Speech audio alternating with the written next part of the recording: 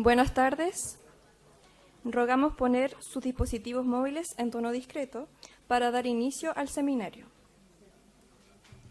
Bienvenidos al seminario Incorporación de la perspectiva de género en la respuesta del sistema de justicia en causas sobre violencia contra las mujeres, organizado por la Ilustrísima Corte de Apelaciones de Temuco con el patrocinio de la Facultad de Ciencias Jurídicas y Empresariales de la Universidad de la Frontera.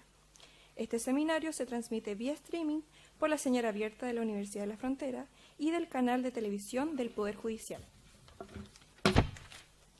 Saludamos cordialmente a señora Presidenta de la Corte de Apelaciones de Temuco, ministra María Georgina Gutiérrez Aravena, ministra Coordinadora de la Difusión de la Política de Igualdad de Género y No Discriminación de la Jurisdicción Temuco, señora Cecilia Aravena López, Seremi de Justicia y Derechos Humanos de la Araucanía, señora Stephanie Caminondo Eusotier, decana de la Facultad de Ciencias Jurídicas y Empresariales de la Universidad de la Frontera, señora Varesca Geldrespace. Saludamos a nuestra principal ponente, académica de la Universidad de Concepción, doctora en Derecho, señora Jimena Gauche Marchetti. Señoras y señores jueces, funcionarios judiciales, tribunales que nos acompañan a través de la transmisión streaming, académicos, estudiantes, investigadores e integrantes de la comunidad jurídica que hoy nos acompañan, señoras y señores. La jornada que hoy nos convoca es impulsada por la Secretaría Técnica de Igualdad de Género y No Discriminación de la Corte Suprema, con el objetivo de reflexionar respecto de la relevancia y necesidad de la incorporación de la perspectiva de género en la respuesta del sistema de justicia en causas sobre violencia contra las mujeres. Invitamos a la decana de la Facultad de Ciencias Jurídicas y Empresariales de la Universidad de la Frontera, señora Varesca Geldrespace, a quien en su calidad de anfitriona académica nos brinde un saludo de bienvenida.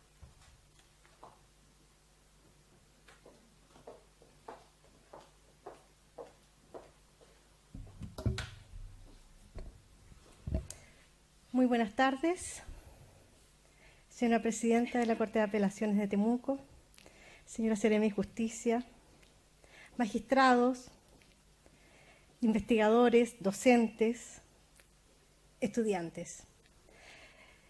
Es en realidad una tremenda alegría estar aquí hoy día apoyando esta actividad y ser parte de lo que nuestro país hoy día está escribiendo, donde nosotras como mujeres y mujeres que lideramos diferentes entidades públicas, estamos ayudando a forjar una nueva realidad, y en este caso, una realidad que incorpore las perspectivas de género en las causas sobre violencia contra las mujeres.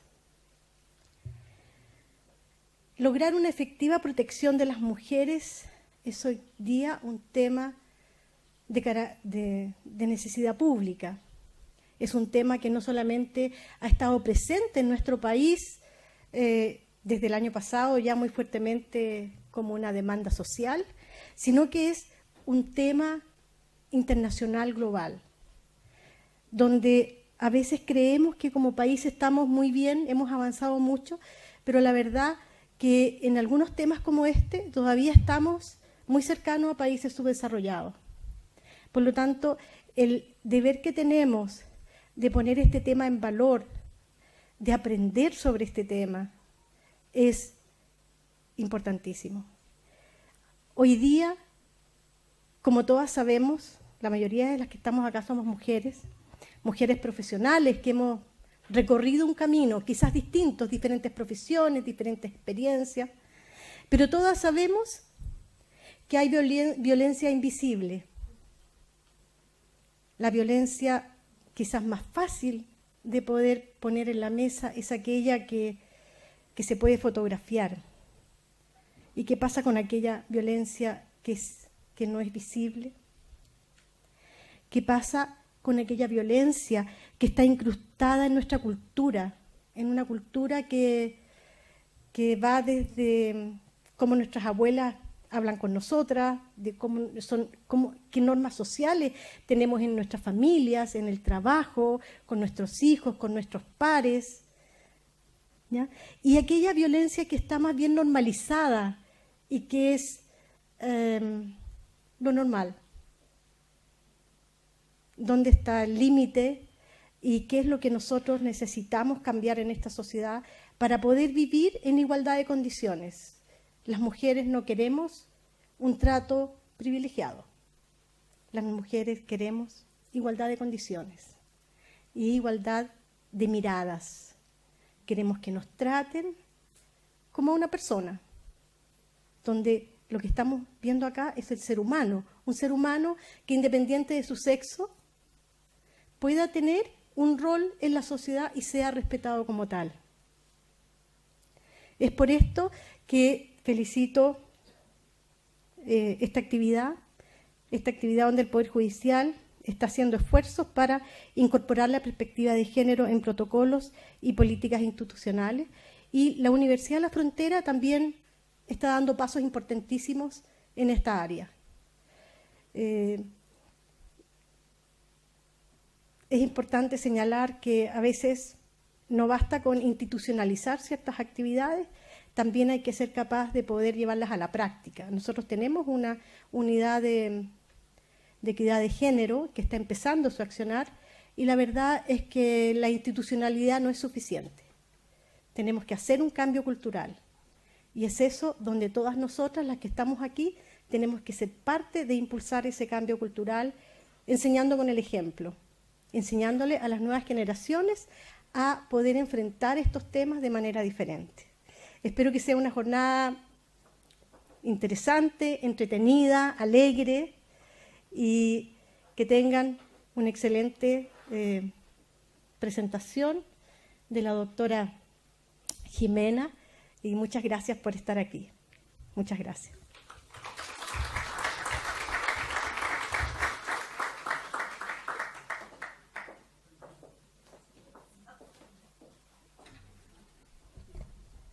Agradecemos la gentileza de la señora decana.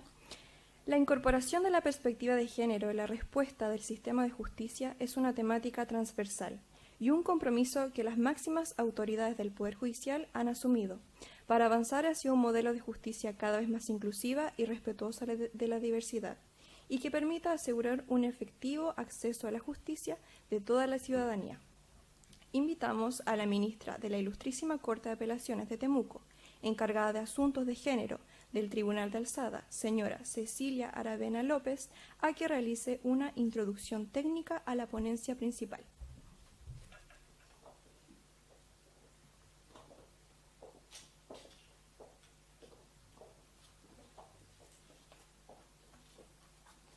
Buenas tardes. En nombre de la Corte de Apelaciones de Temuco, nuestros agradecimientos a la señora decana de la Facultad de Ciencias Jurídicas y Empresariales de la Universidad de la Frontera, señora Valesca Geldres Weiss, y a su equipo de profesionales que nos han abierto las puertas para la realización de este seminario, así como también a nuestra expositora, la señora Jimena Pouche Marchetti, difícil apellido, doctora en Derecho y destacada docente de la Escuela de Derecho de la Universidad de Concepción, por su disposición a participar en este evento. Su capacidad profesional y su destacada trayectoria constituyen para nosotros sin duda un valioso aporte. Para quien habla como integrante del Poder Judicial, es un honor poder compartir con ustedes este seminario a fin de que reflexionemos cómo garantizar el respeto a los principios de igualdad y no discriminación en el conocimiento de los casos que se presentan ante el sistema de justicia en relación a las mujeres. En este intento, es necesario que nos preguntemos y reflexionemos acerca de varias interrogantes, como por ejemplo, ¿es suficiente el reconocimiento de la igualdad formal para garantizar un efectivo acceso a la justicia para las mujeres? ¿Influyen o pueden influir en la investigación, defensa, conocimiento y decisión de los casos los estereotipos y prejuicios de género? ¿Qué impacto tienen o pueden tener estos en la administración de justicia? ¿Cómo afectan o pueden afectar a los grupos tradicionalmente discriminados y particularmente a las mujeres que sufren violencia de género? ¿Cómo podemos sortear esas imágenes los operadores del sistema? ¿Y cómo afectan o pueden afectar estos estereotipos y prejuicios de género la imparcialidad e integridad en el sistema de justicia? Al respecto, quisiera compartir con ustedes algún avance que ha experimentado la institución que represento en esta ocasión. Desde hace algunos años, el Poder Judicial emprendió el desafío de romper con la inequidad de género y promover el pleno reconocimiento de los derechos a la igualdad y no discriminación de todas las personas. A fines del año 2015, el Poder Judicial fue pionero en el país realizando un estudio diagnóstico de la perspectiva de igualdad de género, dando cuenta de las desigualdades y discriminaciones y de los estereotipos persistentes en nuestra institución al momento de administrar justicia. Los resultados de dicho estudio dieron pie para que en el año 2016 el Tribunal Pleno de la Excelentísima Corte Suprema aprobara la creación de la Secretaría de Igualdad de Género y No Discriminación, cuya misión es promover la implementación de la perspectiva de igualdad de género y no discriminación en todo el quehacer institucional. El compromiso en esta materia ha quedado consolidado a través de la aprobación de nuestra política de igualdad de género y no discriminación, elaborada con el objeto de promover e impulsar acciones para garantizar su irrestricto respeto, haciendo propio lo que disponen los tratados internacionales de derechos humanos en materia de igualdad, no discriminación, violencia de género y acceso a la justicia.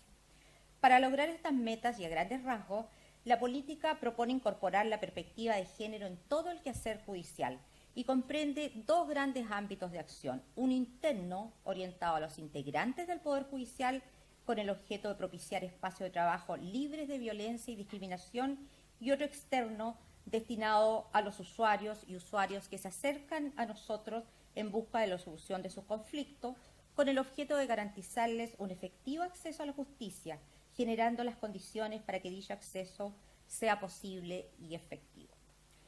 No puedo dejar de mencionar la fecha del 25 de noviembre de cada año. Como sabemos, ya desde 1981, los movimientos de mujeres y feministas conmemoraban el 25 de noviembre como Día contra la Violencia de Género. Entre otros, se honraba la memoria de las hermanas Mirabal, 3 activistas políticas de la República Dominicana que fueron brutalmente asesinadas en 1960 por orden del gobernante de la época. Posteriormente, el 7 de febrero del año 2000, la Asamblea General de Naciones Unidas adopta la Resolución 54-134, designando este día como el Día Internacional de la Eliminación de la Violencia contra la Mujer.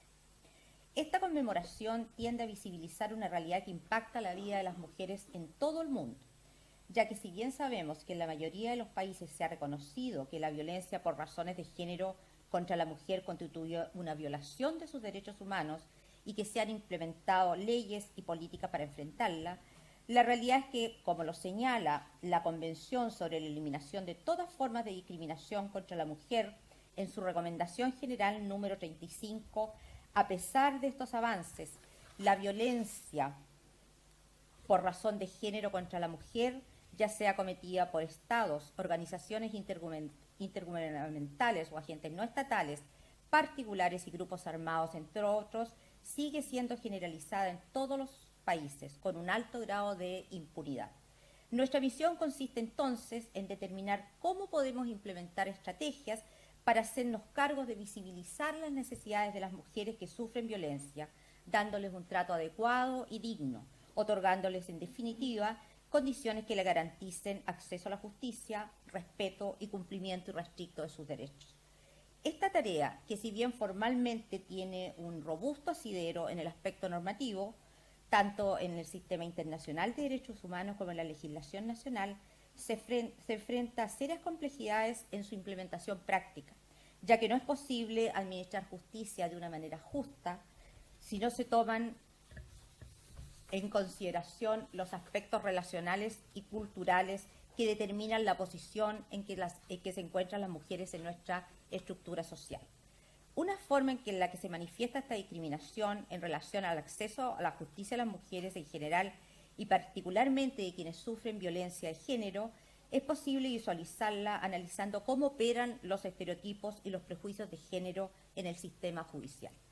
En relación a este tema, CIDAW, que ya lo mencioné, es claro en señalar en su recomendación número 33 sobre acceso a la justicia que los estereotipos distorsionan las percepciones y dan lugar a decisiones basadas en creencias preconcebidas y mitos en lugar de hechos. Con frecuencia, los jueces adoptan normas rígidas sobre lo que consideran un comportamiento apropiado de la mujer y castigan a la que no se ajusta a esos estereotipos. El establecimiento de estos afecta también a la credibilidad de las declaraciones, los argumentos y los testimonios de las mujeres como partes y como testigos en el proceso. Estos estereotipos pueden hacer que los jueces interpretemos erróneamente la ley o la apliquemos en forma defectuosa. Esto tiene consecuencias de gran alcance, por ejemplo, en el derecho penal, ya que dan como resultado que los infractores no sean considerados responsables de las violaciones de los derechos de la mujer, manteniendo de esta forma una cultura de la impunidad. En definitiva, el fin que subyace a la organización de este seminario es relevar la necesidad de evitar la incorporación de perjuicios y estereotipos negativos de géneros en la investigación, en la defensa, el conocimiento y la decisión de los casos en el sistema de justicia, destacando el cuidado que es necesario tener para identificar la eventual convergencia de estos sesgos a lo largo del proceso. En esa línea, es esencial entender qué son los estereotipos, cómo operan y qué impacto pueden tener en la administración de justicia, de forma tal que evitemos prácticas discriminatorias en el proceso de argumentación jurídica que a los jueces nos es necesario llevar a cabo. En ese afán, el Poder Judicial recientemente ha desarrollado y puesto a disposición de la Judicatura el denominado Cuaderno de Buenas Prácticas para incorporar la perspectiva de género en la sentencia, instrumento que pretende la incorporación de elementos básicos para el análisis de los casos y su contexto como escenario en el que se manifiestan estereotipos, desigualdad y discriminación. Sin duda, llegar al día de hoy y estar presentes en este seminario ha sido el esfuerzo de muchos años y de muchas personas en la conquista de los derechos de las mujeres y también de quienes tienen una opción distinta a la heterosexual o de otras minorías sociales, constituyendo nuestra responsabilidad no solo mirar y actuar al interior de la estructura del Poder Judicial, sino también garantizar de verdad un acceso igualitario a la justicia que está en nuestras manos administrar.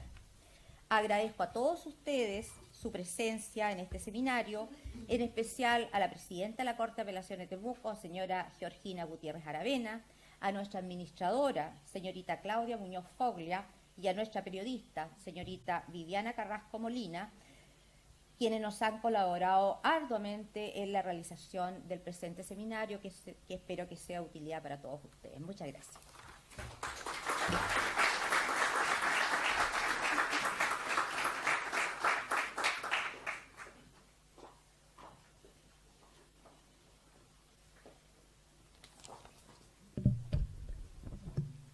Agradecemos la gentileza de la ministra señora Aravena. Esta actividad se sustenta en los valores y misión del Poder Judicial, que asume la igualdad, la no discriminación, la equidad de género, el acceso a la justicia y el respeto irrestricto a los derechos humanos como principios rectores de toda la gestión judicial. En este contexto, los invitamos a ver la campaña de difusión de la política de igualdad de género y no discriminación del Poder Judicial a través del siguiente video.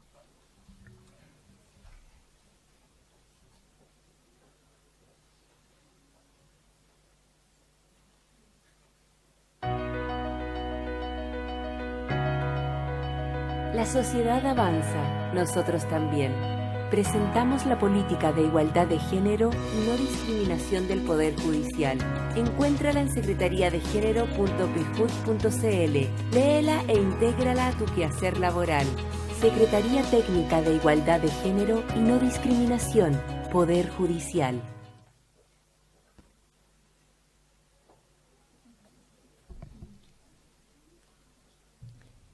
A continuación, compartimos con ustedes una reseña de nuestra principal ponente, Jimena Andrea Gauche Marchetti, Abogada, licenciada en Ciencias Jurídicas y Sociales por la Universidad de Concepción.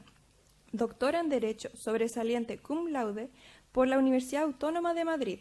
Diplomada en Educación en Derechos Humanos por el Instituto Interamericano de Derechos Humanos San José. Máster interuniversitario en Diplomacia y Relaciones Internacionales por la Escuela Diplomática del Ministerio de Asuntos Exteriores y de Cooperación y la Universidad Complutense de Madrid. Sus principales líneas de investigación son la igualdad y no discriminación, y los mecanismos de promoción y protección de derechos de grupos especialmente sometidos a vulnerabilidad, diversidades sexuales, mujeres e infancia y adolescencia, fundamentalmente desde el derecho internacional de los derechos humanos. Se desempeña como profesora de Derecho Internacional, Derechos Fundamentales y Género en la Universidad de Concepción. Entre 2012 y 2016 se desempeñó como directora del programa interdisciplinario sobre protección integral de la infancia y la adolescencia, y como coordinadora académica del Grupo Interdisciplinario de Investigación en Derechos Humanos y Democracia en la misma Universidad de Concepción. Durante 2017 integró la Comisión de Género de la misma universidad y desde mayo de 2018 es subdirectora de Equidad de Género y Diversidad.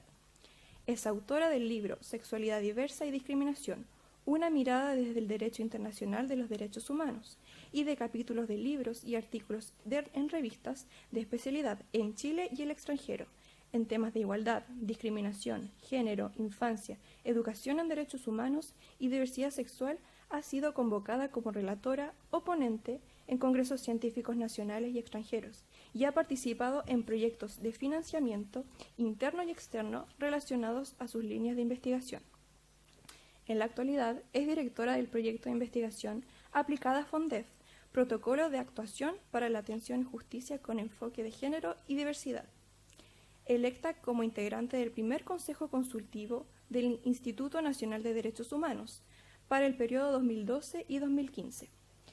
Desde 2012 es relatora para la Academia Judicial de Chile y ha sido delegada de UNICEF para la región del Biobío, en el marco del Sistema de Responsabilidad de los Adolescentes por infracción de la Ley Penal entre los años 2012 y 2015. Electa en 2017 como integrante del directorio de la Sociedad Chilena de Derecho Internacional para el periodo 2017-2019, renovada en 2019 para el periodo 2019-2021. Elegida como Mujer Destacada 2016 por el Servicio Nacional de la Mujer Biobío y el Gobierno Regional en la categoría Academia y Ciencia, como Figura Pública 2018 por la Fundación Iguales, por el aporte a la promoción de la igualdad y no discriminación, y en la categoría Excelencia Académica por la Ilustre Municipalidad de Concepción en marzo de 2019. Ha prestado servicios profesionales y académicos a organizaciones de la sociedad civil en la fundamentación y redacción de proyectos e iniciativas de ley en el ámbito de los derechos humanos. Invitamos a la doctora en Derecho, señora Jimena Gauche Marchetti, a que comience su exposición.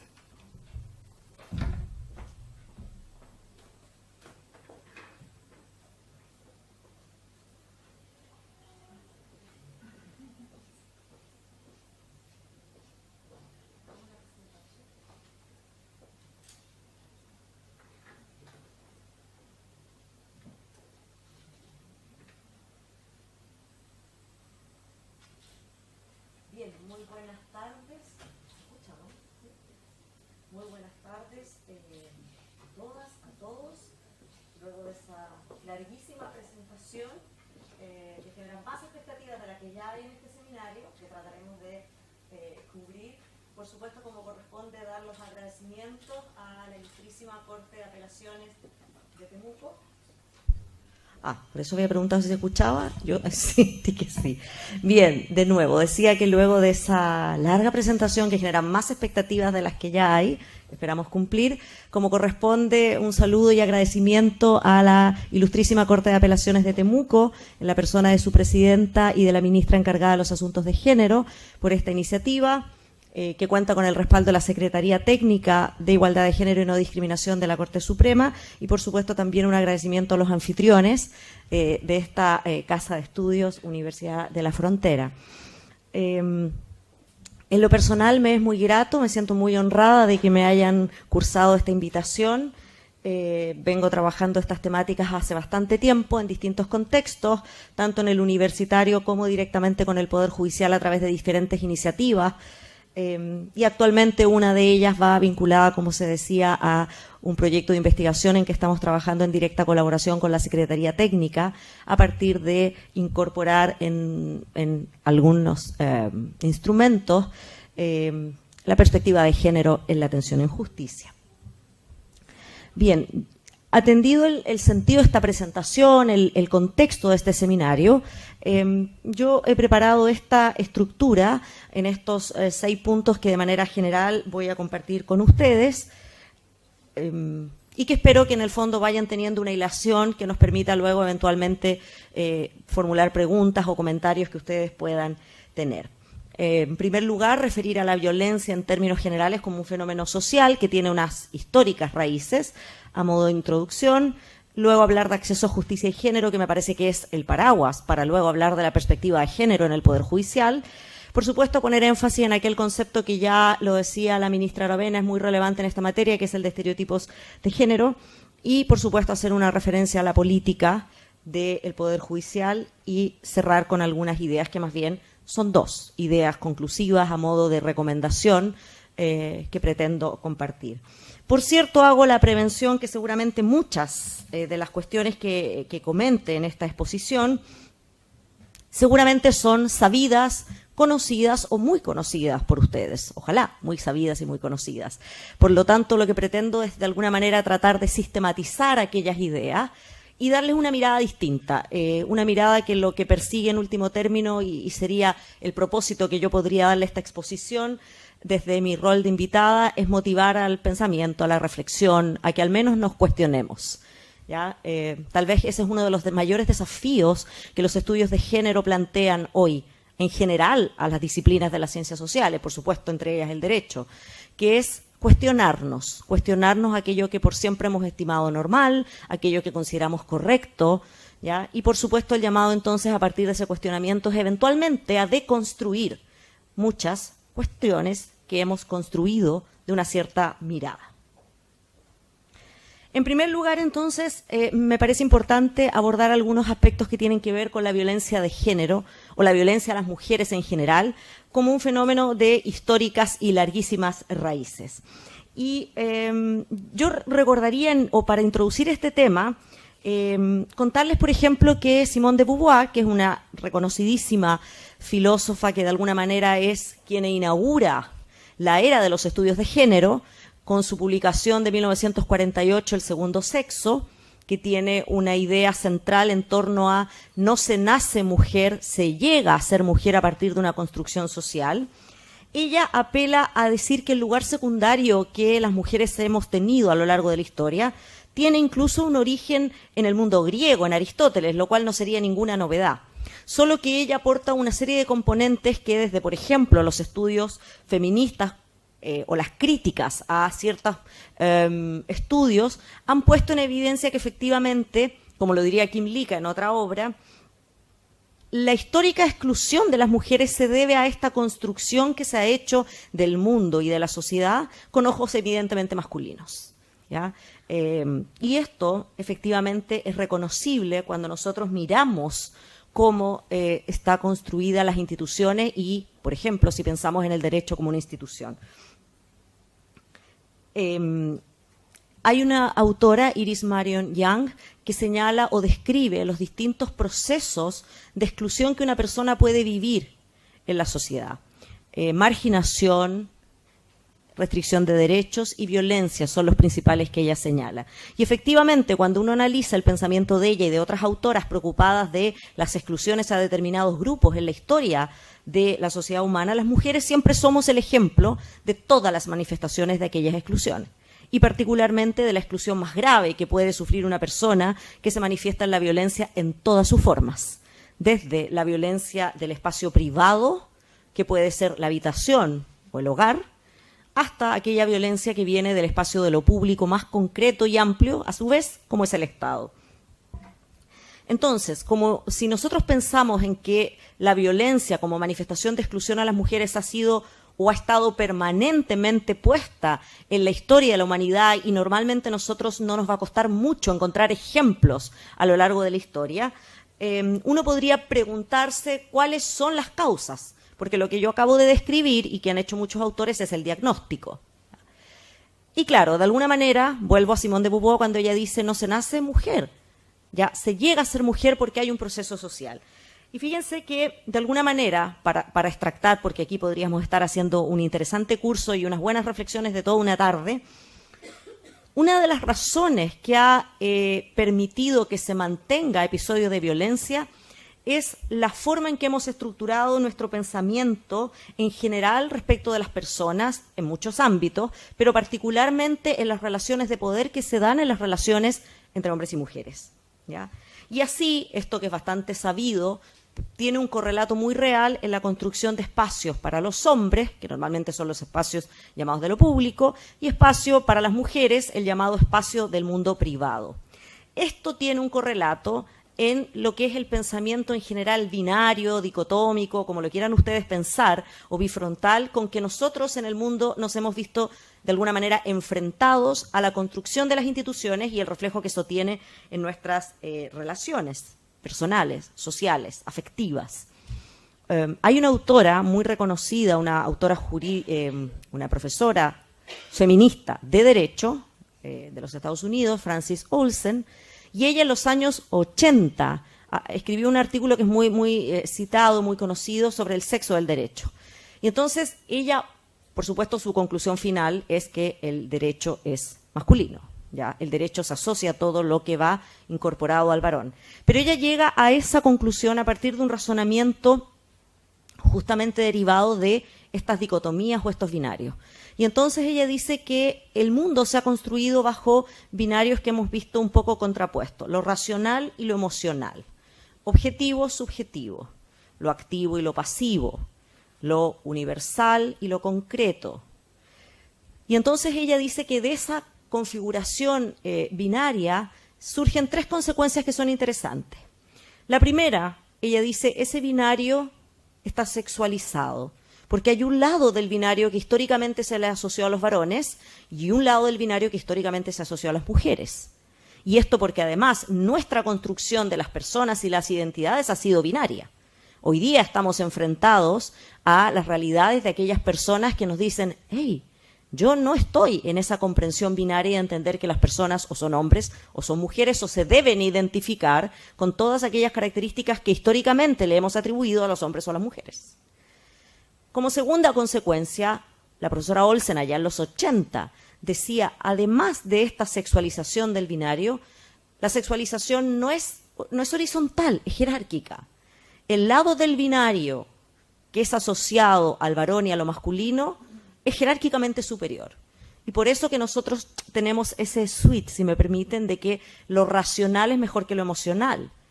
Y ser concreto es mejor que ser abstracto.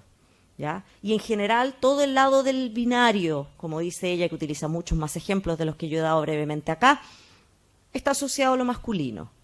Y entonces, bueno, y esta es la conclusión que ella hace vinculada al derecho, dice, el derecho tomó un lado del binario, tomó el lado del binario masculino, ¿ya? Y por lo tanto ella llega a la conclusión en los años 80 en que el derecho tiene sexo y ese sexo es el masculino, es del sexo varón. Por eso el derecho se presume o se pretende que debe ser o es, yo creo que ni debe ser ni lo es, racional, ¿ya? Debe ser universal y debe ser neutro, es decir, tener una serie de características que normalmente se asocian al binario. Y eso tiene un montón de proyecciones, y una de las proyecciones es que en ese binario la fuerza, por ejemplo, el dominio y todo aquello que asociamos con cuestiones de mayor valoración han sido asociadas al varón. Y eso que lo que permite, o que ha permitido a lo largo de la historia, que ciertas prácticas determinadas se vayan consolidando. Una de esas prácticas en la literatura de género es lo que se llama el sexismo, que es aquella creencia, desde la lógica de los varones, que ese sexo es el mejor. Y como es el mejor, evidentemente tiene una serie de privilegios y una serie de prerrogativas que yo puedo expresar, por ejemplo, de modo violento. Y por eso aquellos imaginarios sociales que hoy día a algunos nos pueden parecer lejanos y no lo son tanto, le pegué porque era mía, o tengo derecho a pegarle. Es decir, funcionar bajo la lógica de los atributos del dominio, ya que estamos en un auditorio fundamentalmente de personas del mundo del derecho, fundamentalmente, pero entiendo que no exclusivamente, funcionar bajo esas lógicas. Una de las explicaciones en la violencia de género tiene que ver con esto. Si le tuviéramos que dar un sentido jurídico, pretender los atributos del dominio sobre una cosa, las personas, eso es la servidumbre, eso es la esclavitud moderna. Eso es, de acuerdo a los estándares internacionales, la servidumbre. Darle a un ser humano o pretender respecto de un ser humano, de una persona, los mismos atributos que tengo, de acuerdo al derecho, frente a una cosa. Bien, entonces, encontramos que estas prácticas, y una de esas es el sexismo, a su vez, se sitúa en un modelo institucional que es el modelo que ha primado mayoritariamente a lo largo del tiempo, sino de forma exclusiva, que es el patriarcado. Este sistema que establece el dominio del varón en una serie de aspectos. Para hacer solo un ejemplo jurídico de esto, durante muchos años las mujeres no tuvieron una nacionalidad propia, sino que funcionaba la llamada teoría de la nacionalidad dependiente. Dependiente del padre, del marido, del hijo, del hermano o del varón que estaba en primera línea. Recién a los décadas de los 30 y luego a los años 50 del siglo pasado, es decir, menos de 100 años atrás, se empezaron a aprobar las primeras convenciones o tratados internacionales, tanto en el sistema de América como en el sistema universal de Naciones Unidas, que establecían la independencia de las mujeres al momento de establecer su nacionalidad. Y hay por ahí un par de fallos a propósito de eso, que nos podría parecer en estos tiempos bastante alejado de lo que entendemos por la igualdad de derechos entre hombres y mujeres. Y estamos hablando no más de un siglo atrás. Entonces, el patriarcado, que es un modelo que se ha traducido a lo jurídico, a lo institucional, a las formas de hacer familia, considera entonces, o puede ser visto como una forma de organización social, por la cual, dicho en una definición bastante teórica, los hombres dominan, oprimen y explotan a las mujeres. Y es ese modelo el que en el contexto de esa explotación puede validar una serie de formas de violencia. Por eso que es tan importante que los estudios de género sean vistos como lo que son, estudios científicos, y no como lo que se pretende en algunos casos diciendo son ideologías de género o esto tiene que ver con el mundo del activismo. Porque eso denota un desconocimiento de toda la trayectoria que hay de los estudios de género, desde Simone de Beauvoir, pasando a los estudios de género que existen también en el mundo jurídico, las teorías jurídicas críticas al derecho, que son más propias del mundo anglosajón que del nuestro, pero que están desde los años 60 y 70. ¿Por qué? Porque entonces nos permiten, y vuelvo a lo que decía al inicio, deconstruir aquellas características del modelo patriarcal, que a veces pensamos o creemos que ya es un resabio, que esto es muy antiguo, porque nos quedamos con el imaginario de aquellas mujeres empoderadas o que han logrado estar en determinados lugares o espacios que tradicionalmente eran masculinos. Pero cuando hablamos de un modelo que domina, explota y tal, hablamos de un modelo que sigue vigente, ¿ya? Y que hoy día además tiene un espacio muy particular, que es el espacio de las relaciones afectivas. Por eso que es tan frecuente que nosotros veamos tristemente las noticias, ya con además una repercusión mediática de la mató por celos, la maté porque era mía, o se lo merecía porque me engañó, es decir, además desde una lógica absolutamente sexista. Yo soy el más importante, el varón, y tengo ciertos derechos que se vulneran, lo cual me da la prerrogativa para violencia en distintas formas. Por cierto, hay una serie de excepciones de modelos matriarcales a lo largo de la historia. Y es muy interesante, hay hartos estudios antropológicos, o algunos, digamos, que han puesto de relieve algunas culturas muy particulares donde es una situación inversa y la que detenta el poder y obliga y condiciona es la madre. Pero esas son culturas muy, podríamos decir, muy pequeñas si lo miramos en el contexto de lo que es la construcción patriarcal de nuestras instituciones, ¿ya? Que, para cerrar esta parte, entrega roles a mujeres, roles a hombres, de los cuales derivan expectativas para los hombres de comportamiento, expectativas de comportamiento para las mujeres. Ese es el llamado que las teorías de género hacen en último término, a poder deconstruir aquello. Porque es ahí donde evidentemente se abona buena parte de las manifestaciones de violencia.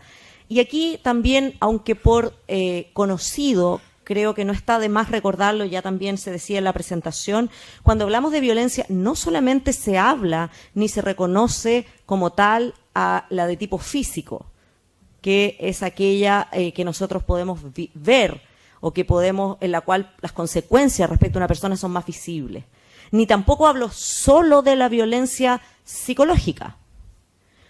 Podemos entender hoy día o pensar en unas dimensiones de la violencia verbal, la violencia simbólica, la violencia institucional. Y eso está presente en nuestros lenguajes cotidianos, en prácticas comunes y corrientes, en dichos o en refranes que a veces nosotros lanzamos de forma muy genérica y no nos damos cuenta que ellos encubren efectivamente una forma por la cual un cierto sector se siente más excluido a partir de esta forma grave de violencia. Hecha esta un poco introducción sobre la violencia como un fenómeno de raíces históricas, dado el sentido de nuestro seminario, quisiera ir un poco a hablar de acceso a justicia y género como el elemento de contexto. Y esto me parece que es muy importante porque el sentido del final de la presentación o hacia el final de la presentación, como lo decía el afiche, es juzgar con perspectiva de género. Bueno, yo voy a compartir luego varias reflexiones concretas porque me parece que este es un tema que adolece hoy día de buena fama, si bien no todos muy convencidos, pero por lo menos todos sabiendo que parece que hay que hablar de juzgar con perspectiva de género. Pero la pregunta es que esto es como en tantas otras cosas, ¿cómo se hace? Es la pregunta. Y por eso vamos a tratar de darle luego un sentido un poco más práctico. Pero esa idea de juzgar con perspectiva de género tiene que colgarse de algo mucho mayor que tiene que ver con cómo pensamos el acceso a la justicia, que a su vez tiene que ver también cómo pensamos el derecho. Y fíjense que me parece muy importante compartir algunos elementos de contexto que tampoco a veces son muy familiares a nuestra formación, digo en Chile o tal vez en nuestro medio en materia de derecho. Justamente porque el derecho tiene sexo, y comparto ahí lo que la profesora Olsen señalaba en los años 80 y que por supuesto muchas otras autoras han reforzado con distintos enfoques teóricos normativos, la norma siempre se ha pretendido neutral, objetiva, ¿cierto? El paradigma de la igualdad formal es algo que nos enseñan todos. La justicia es ciega, que además tiene la figura de una mujer, ¿cierto?, con esa venda. Y de alguna manera estos son los paradigmas de la modernidad, ¿ya? Esta justicia que debe ser igual para todas, porque además el derecho tiene que ser neutral.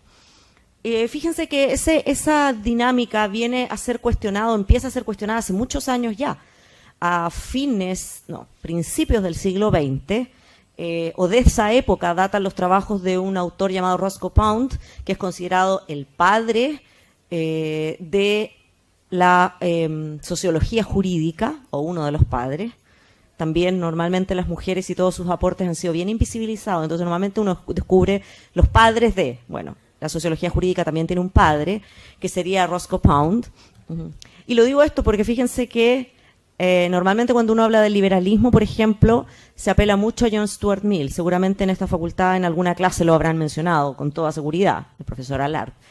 Pero fíjense que en sus clases de Derecho Político, creo que a todos nos han mencionado a Stuart Mill. Él estaba casado con doña Harriet Mill. Y bastante, por lo menos los estudios feministas, han levantado la información de que bastante de aquellos cuestionamientos a la exclusión de las mujeres que se le atribuyen a Stuart Mill, en realidad eran escritos por Harriet Mill, solo que ella no tiene mérito en la sociedad. Entonces, claro, esto es como frecuentemente los logros de las mujeres han sido invisibilizados por estas mismas razones que estamos comentando. Entonces, este señor, Roscoe Pound, a quien se atribuye eso, empezó a hablar a inicios del siglo XX de esta distancia que existe, y yo digo que existe, creo que existe, entre el derecho y la realidad social. Y entonces empieza a cuestionar aquello, por eso hablamos de un enfoque de la sociología jurídica, esta preocupación por la realidad social y la vinculación con el derecho, y entonces va a tener un correlato en una serie de estudios que luego van a llevar hacia mitad de los años 60, 70, en el mundo anglosajón, a que eso baje específicamente un cuestionamiento al acceso a la justicia. Y entonces comienzan las teorías críticas al acceso a la justicia, en sus distintas dimensiones. por qué? Porque tradicionalmente nosotros nos quedamos con la idea del acceso a la justicia como un derecho humano que tiene ciertos requisitos de tipo formal. Y pensamos en el debido proceso, el tribunal establecido con anterioridad, etcétera. Las características formales que normalmente además estudiamos en las lógicas del derecho procesal. Entonces, claro, estas teorías críticas, yo diría que hay dos grandes modelos que surgen en la década del 60-70, la llamada teoría los estudios, los Legal Critical Study, es decir, un modelo que plantea una crítica al derecho como en su método, en su forma de creación y en su aplicación por esta desconexión con la realidad, o un proyecto que para los procesalistas esto puede ser muy interesante, el llamado proyecto Florentino, que son unos profesores que allá al otro lado del mundo empiezan a cuestionarse el cómo se hace la justicia. Por dar dos ejemplos. De esas teorías va a surgir la crítica feminista al derecho y la crítica feminista jurídica al acceso a la justicia, que va a tener también muchas variantes. Y esto es interesante porque si volvemos a esta idea de las dimensiones al acceso a la justicia, nosotros podemos hacer el cuestionamiento al acceso a la justicia desde las perspectivas procesales. Pero hay otras dimensiones que son las dimensiones de resultado del acceso a la justicia, donde lo central es lo que nosotros asociamos con la tutela judicial efectiva. Como se decía aquí, el pleno reconocimiento y respeto de los derechos de una persona que concurre a los tribunales de justicia, haciendo valer una pretensión, que por lo demás no debemos olvidar, para ella es muy, muy importante.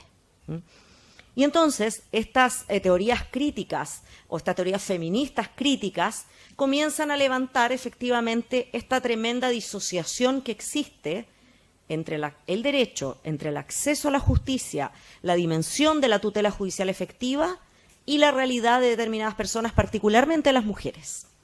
Por cierto, este no es un fenómeno, la crítica al acceso a la justicia, que podamos pensar solo respecto a las mujeres. También ocurre respecto de las otras personas que pertenecen a otros colectivos que históricamente han estado en el lado que no tiene mayor acceso a la distribución del poder en las relaciones sociales.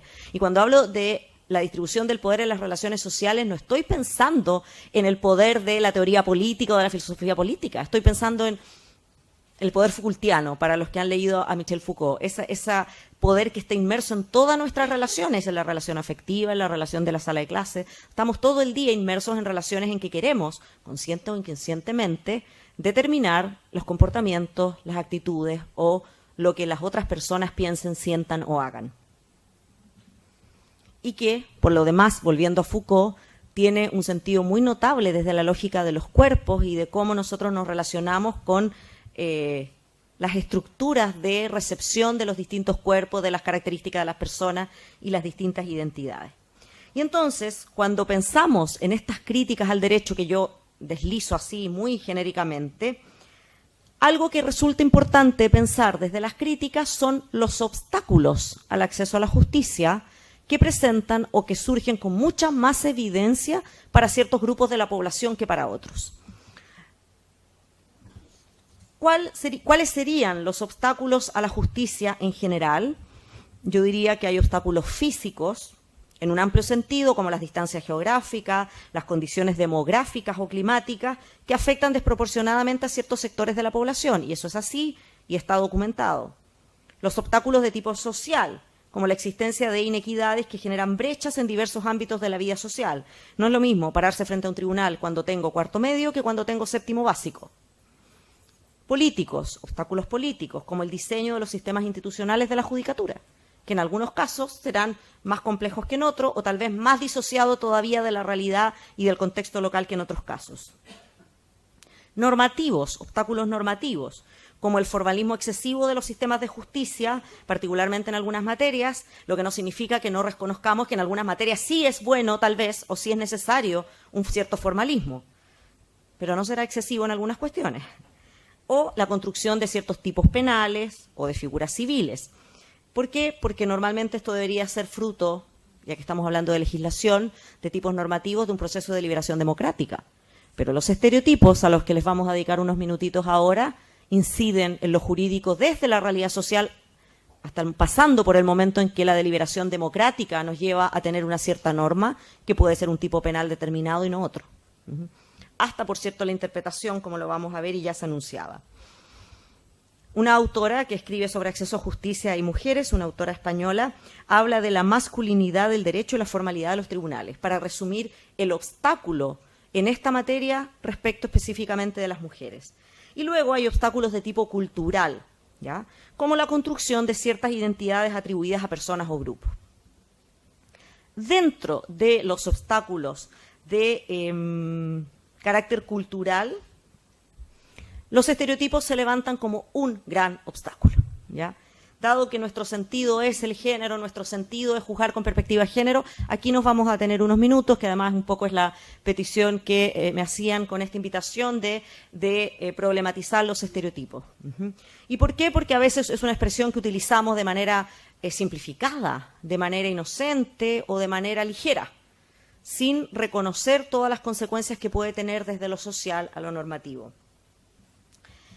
Y entonces vamos a partir por definir, solo para este efecto, que los estereotipos son un tremendo obstáculo sociocultural para el acceso a la justicia de las mujeres. Que las causas de violencia tienen una manifestación tremendamente válida, que permite comprobar esta frase que yo estoy diciendo. Y lo primero que quisiera compartir es que pudiésemos entender qué es un estereotipo. Y aquí me parece que la mejor literatura que podemos utilizar para quienes estamos vinculados al mundo del Poder Judicial es la de las autoras Cook y Cusack, que creo que es el mejor libro que existe en materia de estereotipos, ¿ya? Estereotipos y derecho. Y ellas señalan que es una generalización o preconcepción sobre los atributos o características de los miembros de un grupo o de los roles que las personas de tales grupos deben cumplir. Es categorizar a las personas. Y luego agregan, son guiones de identidad. Esas dos últimas frases son las que a mí me parecen notables del aporte conceptualizador que hacen estas autoras. Categorizar a las personas. Esta tal vez es la mejor manera que entendamos un concepto estereotipo. Porque a veces, livianamente, ingenuamente o de buena fe, podemos decir, no, si yo jamás he estereotipado a nadie. Pero siempre estamos categorizando. Si pensamos, por ejemplo, en la lógica de las identidades diversas, aquellas identidades que salen del binario heterosexual o del binario de la normatividad de género, nos puede pasar que digamos, bueno, yo en realidad no tengo problema con esta persona que me dice que su cuerpo no se siente conforme con su género, pero que me diga, ¿es hombre o mujer? Claro, porque cuando ya me pusieron género fluido, me hablaron de queer o me hablaron de género no binario, ahí se me cayó la estructura. ¿Por qué? Porque primero vuelvo a la idea de los binarios de la profesora Olsen, y porque efectivamente estamos todo el día acostumbrados a categorizar. Por eso que esta frase y aquella, la segunda que usan estas autoras, guiones de identidad. ¿Y por qué guiones? Porque nosotros a partir de la preconcepción que hacemos de las personas, generamos esto que ellas como profesoras de Derecho llaman guiones de identidad, pero que la sociología llamaría la atribución de roles y expectativas de comportamiento. Y entonces nosotros estamos esperando siempre que las personas se comporten de una cierta manera, ¿ya? Y por eso que esperamos que las mujeres jamás deben provocar a un varón. Y si lo hacen, entonces se tienen que atener a las consecuencias. Si usted llegó y se sentó a la cama del señor, aunque haya dicho no, usted no tenía que hacer eso. ¿Por qué? Porque hay un guión de identidad construido históricamente sobre la sexualidad de las mujeres y sobre el cuerpo de las mujeres. Y ese guión de identidad supone ciertas expectativas de comportamiento. Por lo tanto, y me voy adelantando, si no logro identificar el guión de identidad, que es el estereotipo, no tengo el elemento de contexto que me permita hacer una valoración de los antecedentes del caso distinto. Y les voy a probar cómo esto en el sistema interamericano ha resultado en una forma muy distinta y muy pro justicia material respecto a los casos de violencia de género a mujeres que ha tenido que conocer el sistema interamericano. Ahora, los estereotipos pueden ser estereotipos de sexo, estereotipos de género y estereotipos sexuales. Los estereotipos de sexo son aquellos que normalmente se atribuyen a hombres y mujeres. Las mujeres son débiles, los hombres son fuertes, hablando físicamente. Ese es un estereotipo que tiene que ver con el sexo de un punto de vista corporal, ¿ya? Y esto es así, por eso nosotros, hay que bajar el telón. Y normalmente yo no voy a llamar a mi compañera. Y en clase, si tengo que bajar el telón, no voy a llamar a una alumna, voy a llamar a un alumno. Ese es un tipo de estereotipo que eventualmente genera efectos neutros. Y esto también es interesante saber porque no todos los estereotipos generan efectos negativos. Los efectos negativos de los estereotipos se dan respecto a los estereotipos que afectan a mujeres. No se dan en general respecto a los estereotipos que afectan a hombres. Con lo cual quiero decir que hombres y mujeres somos parte de construcciones socioculturales respecto a guiones de identidad. Estereotipos de sexo, entonces, estereotipos de género, que tienen que ver con la construcción social de lo que es masculino y lo que es femenino. ¿Ya? Entonces, las mujeres tienen que tener como principal rol o principal labor en su vida el tema de la maternidad y es su primera responsabilidad. Y luego pueden ser otras cosas. Y esa idea que hoy día está sometida a un tremendo proceso de construcción, aun cuando socialmente está sometida a ese proceso de construcción, no está totalmente sometida a esa deconstrucción acá. Por eso que las mujeres vivimos con las culpas. A lo mejor solo lo digo por mí, pero creo que claramente no lo digo solo por mí. Y entonces, claro, yo estoy pensando ahora que ¿cómo lo van a hacer para llevar a mi hijo al preuniversitario? Si yo fuera un varón, seguramente no tengo esa preocupación y no me corresponde tenerla porque estoy aquí concentrado en mi labor profesional. No sé si alguna se siente identificada con aquello. No sé, puede ser, ¿ya? Niño que en la noche tiene fiebre, ambos padres se levantan porque el hombre se siente muy colaborador, nuevamente un guión de identidad. No es con parentalidad, soy colaborador. Yo le ayudo mucho a mi señora. Entonces, se levantan los dos en la noche, atienden al niño, pero está claro que al otro día hay que ir al pediatra. Adivinen ustedes la generalidad de los casos. ¿Quién es la que se va a acostar pensando cuál es el pediatra al que va a ir, cómo va a coordinar el trabajo, a quién tiene que llamar a las 7:30 de la mañana y todas las coordinaciones? Y usualmente va a ser porque tenemos ese guión de identidad. Y esos son los estereotipos de género, de las construcciones sociales, que nos determinan cierta expectativa de comportamiento, porque el resto tiene esa expectativa. La tengo yo y la tiene el resto de la comunidad. Y hay expectativas de comportamiento que tienen que ver, por ejemplo, con las manifestaciones del placer sexual o con otro tipo de manifestaciones que son, por ejemplo, lo que explican por qué una mujer no debe cometer o hacer o dar ciertos pasos que el día de mañana puedan significar que se le ataque. Femicidio, violación o cualquier causa que afecte la indemnidad de una mujer, desde el punto de vista físico o sexual.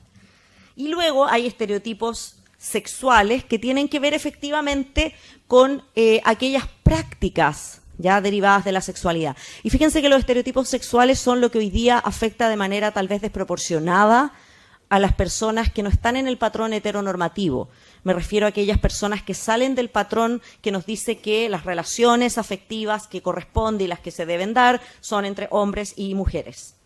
¿Por qué? Porque efectivamente hay una serie de guiones de identidad construidos en torno a las personas gay o las personas lesbianas, que son promiscuos, que son ligeras. Alguna vez me ha tocado escuchar, pero ¿para qué pelean por el matrimonio igualitario si son tan liberales? Sus relaciones son de una manera que no va acorde al sentido de estabilidad del matrimonio. De nuevo, ahí hay un guión de identidad, que en esta tripartición que nos hacen estas autoras serían estereotipos sexuales, de sexo, de género y estereotipos sexuales. ¿Afectan a hombres y mujeres? Sí. ¿Los afectan de la misma manera con efectos negativos? Claramente no. Claramente ahí es donde se evidencia de nuevo esa desigualdad y ese desequilibrio, porque los estereotipos y las categorizaciones normalmente pueden ser neutras para los varones. Y digo normalmente porque justamente los estudios de género, por ejemplo, han entrado a problematizar algo que comentábamos hace unas horas atrás, las masculinidades y las formas de ser varón. Y entonces, efectivamente, determinados estereotipos de varón pueden afectar a ciertos hombres que no quieren cumplir o no cumplen ese varón. Y ahí sí se produce una afectación. El hombre que llora, o el hombre que dice, yo me quedo en la casa feliz, hago las cosas del hogar, voy al supermercado y mi señora es la que trabaja. Hoy hay una construcción social que inhibe hacer algún comentario, porque hace 10 años atrás el comentario se hacía, hoy día estamos como, porque ahí hay que hacer una enorme distinción cuando hablamos de los avances en género, de aquello que estamos convencidos, de aquello que nos dimos cuenta que era políticamente incorrecto y no quiero recibir el juicio de reproche social. No, si yo no tengo ningún problema con que este compañerito de mi hija o mi hijo lo estén cuidando dos mamás, pero ojalá que no lo invite al cumpleaños. Claro, porque sabemos que hay una distancia. Y entonces también se produce eso. No, mira, súper bien él, como trabaja en la casa y todo, pero mandado, no sé qué, porque todo el día estamos aplicando aquellos guiones de identidad. Ahora, dicho eso, se refuerza lo que señalaba hace un rato. Los estereotipos son construcciones socioculturales, porque son reflejo de la sociedad y de la cultura, es decir, cómo vamos construyendo nuestro proceso de socialización. Por eso que además son relativos y cambian en el tiempo. Sin embargo, los estereotipos pueden tener una enorme relevancia respecto de lo jurídico. Por un lado, estereotipos en las normas y por otro lado, estereotipos en las decisiones judiciales. Cuando hablamos de estereotipos en las normas, podemos hacer también algunas fracciones o divisiones. Por un lado, los estereotipos que quedan reflejados en las normas. ¿Por qué? Porque el estereotipo entra al proceso de deliberación democrática, que se supone en una buena teoría es aquel que deriva siempre en una norma jurídica. No siempre, pero siempre, casi siempre debería ser así. Y entonces el estereotipo entra al proceso de deliberación democrática y la norma entonces recoge el estereotipo, ese guión de identidad. Y voy a dar un ejemplo que podría ser absolutamente cuestionado y bienvenido al cuestionamiento. Ley de Identidad de Género, Ley 21.120, Diario Oficial del 10 de diciembre del año 2018, entra en vigor diciembre de este año 2019.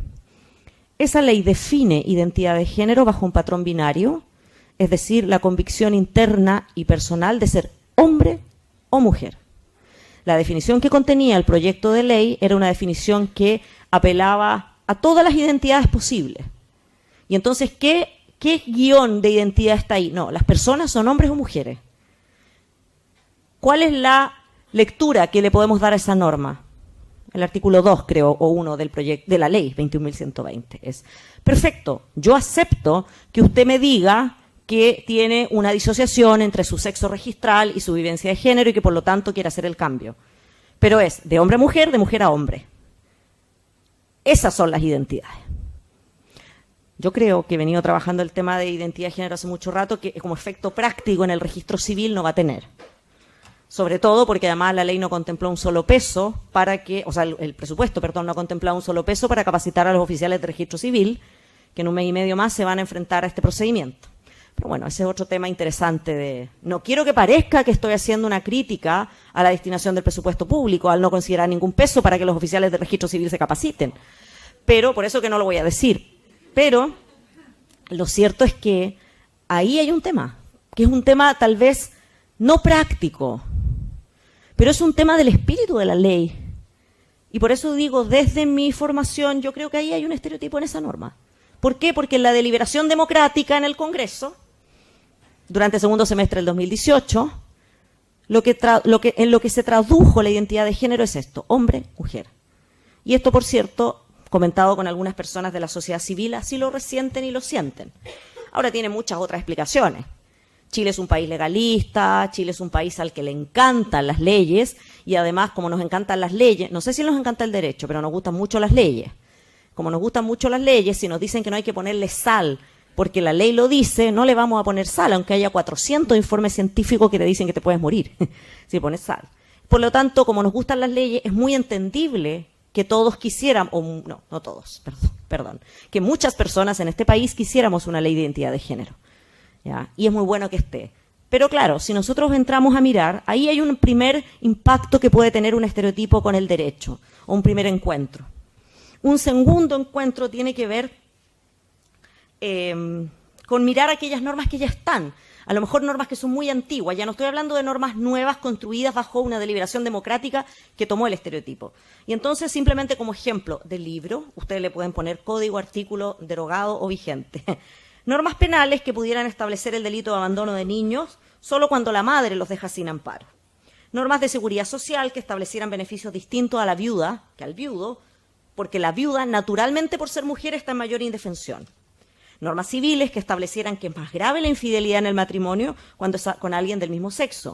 O sea, es más grave ser infiel con alguien del mismo sexo que con alguien del sexo opuesto. O una norma civil que estableciera que en caso de separación de los padres, es la madre quien preferentemente debe estar al cuidado de los hijos e hijas porque las madres, o las mujeres, perdón, somos buenas cuidadoras de tercero. Otro estereotipo de género de construcción. Las mujeres son buenas cuidadoras de terceras personas. Por eso que a nosotros nos corresponde y nos cae la responsabilidad principal. Esos 4 ejemplos teóricos de libros son tomados de normas, de otros ordenamientos, de este ordenamiento, de muchos. Simplemente se los doy para pensar en a qué nos estamos refiriendo. Pero hay otro ámbito en que los estereotipos pueden tener que ver con lo normativo, y es el ámbito de las decisiones judiciales. Y aquí podemos encontrar que la decisión judicial reproduzca la norma estereotipada, o bien que tome el estereotipo, lo introduzca como elemento de contexto y se transforme entonces en una afectación de la imparcialidad judicial. Y aquí voy a ir entrando a otro tema para tratar de desmitificar aquella idea también ligera de que la perspectiva de género o la incorporación de la perspectiva de género afecta a la imparcialidad judicial. Justamente creo que es al revés. Y entonces, de nuevo, ejemplos de libro. Cuando la decisión penal se basa en que una mujer se expuso al delito de violación por su vestimenta o por beber alcohol. Cuando la decisión penal considera que si una mujer no se ha resistido expresamente al requerimiento sexual de un hombre o no ha observado una conducta sexual previa recatada como la que le corresponde, porque a los hombres no se les exige conducta sexual recatada. Es más, no es el guión de identidad que les toca. Porque si es recatado sexualmente, la consecuencia social es negativa, porque no cumple con el mandato social. Por lo tanto, no hay consentimiento sexual implícito, aun cuando ella indique lo contrario. O, un tercer ejemplo, cuando la decisión, por ejemplo, o como caso en un alegato de discriminación por identidad de género, asuma que una persona por identidad de género no está discriminada porque es agresiva o porque siempre las personas trans eventualmente son agresivas o causan disturbio, aun cuando la razón pueda ser que hubo una exclusión por su expresión o su identidad de género. Esto porque es interesante, y voy a volver, o sea, mejor retrocedo unos minutos para recordarles cuando yo hablaba de las críticas al acceso a la justicia. Cuando yo considero el concepto estereotipo, entonces podría empezar a problematizar la famosa dogmática jurídica, que es el método a partir del cual nosotros trabajamos, pensamos, enseñamos y aplicamos el derecho, centrada en el estudio de las normas como derecho positivo y de las decisiones judiciales. Y entonces encontramos otra visión u otro aporte que identificar y reconocer el concepto estereotipos puede dar, que es para la dogmática jurídica, que normalmente se aleja de esto porque pareciera que el concepto estereotipo resulta un concepto ajeno al derecho. Claramente vemos cómo se va a enriquecer. No tengo tiempo de entrar acá, por ejemplo, a lo que sería la normativa, pero sí vamos a hacer esta bajada al enriquecimiento hacia las decisiones judiciales, que lo daría efectivamente una perspectiva de género que, entre otras cosas, considere el cómo incorporar ese elemento. Ahora, esto que estoy comentando no es solamente desde las teorías de género o desde el aporte que se puede hacer de una concepción abstracta de crítica al acceso a la justicia, desde la teoría del derecho a la sociología, sino tiene mucho de correlato en el derecho internacional de los derechos humanos. Y me quiero detener aquí un minuto, ya la ministra Aravena comentaba algunos antecedentes, de nuevo, porque somos un país que mientras veamos que hay derecho que nos diga que tenemos que hacer algo, entonces lo vamos a hacer. Fíjense que efectivamente para el año 79, la CEDAW, que es la Convención para Eliminar Toda Forma de Discriminación contra la Mujer, ya hablaba de los estereotipos. Ya hablaba de un mandato a los estados para erradicar los estereotipos en distintos ámbitos, ya, y que producían efectivamente consecuencias particulares en la esfera privada, pública, de familia, laboral, educativa, respecto a las mujeres. Y el órgano que vigila que los estados cumplan con la CEDAW, que es un órgano técnico, no es un tribunal, órgano cuasi jurisdiccional, diríamos, en Derecho Internacional de los Derechos Humanos, ese órgano se ha encargado efectivamente en los instrumentos en que interpreta las disposiciones de la CEDAW, en señalar que justamente los estereotipos tienen una incidencia directa en el acceso a la justicia para las mujeres. Y ha dicho más, particularmente en causas de violencia, ¿ya? ¿Y por qué se ha encargado específicamente de decir esto? Porque desde el año 95 la idea de la perspectiva de género toma ese sentido. El año 79 el legislador internacional, no se usa esa expresión, pero la decimos a veces para poder entender a qué nos estamos refiriendo. El año 79, al momento que se aprueba la CEDAW, no se estaba pensando en transversalizar el enfoque de género, ni tampoco en la construcción de género.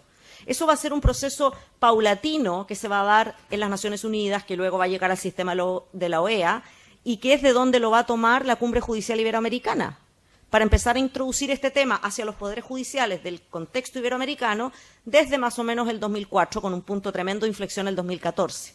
Fíjense la tremenda trayectoria temporal que hay para que lleguemos a asumir esto.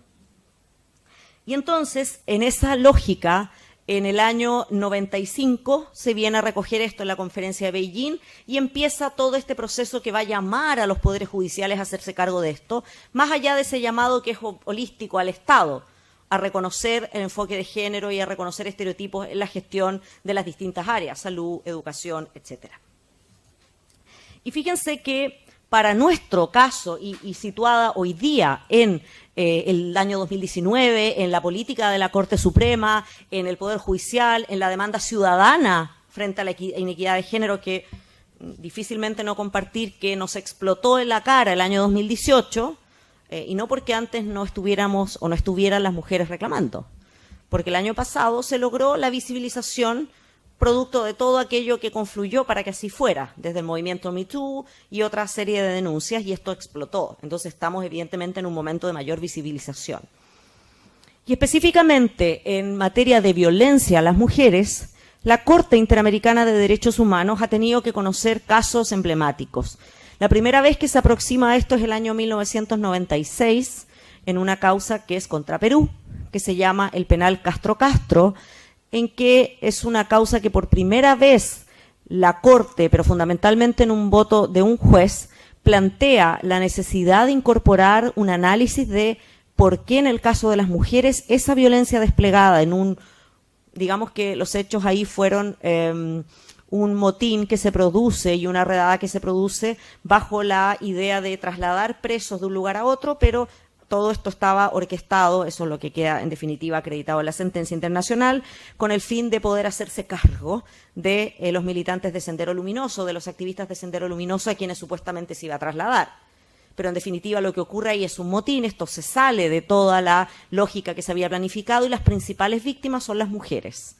Mujeres de distintos niveles que estaban vinculadas a esa noche donde se producen estos hechos y con las cuales se obra con una particular violencia, que era una violencia mucho mayor, mucho más dura y más severa que la misma violencia con la que se reaccionó contra los hombres que estaban participando en iguales condiciones. Y entonces esto hace que por primera vez la Corte diga, parece que hay algo, no lo va a decir en este lenguaje, yo hago el parafraseo, parece que hay algo detrás de la diferencia entre hombre y mujer porque nos portamos de forma distinta.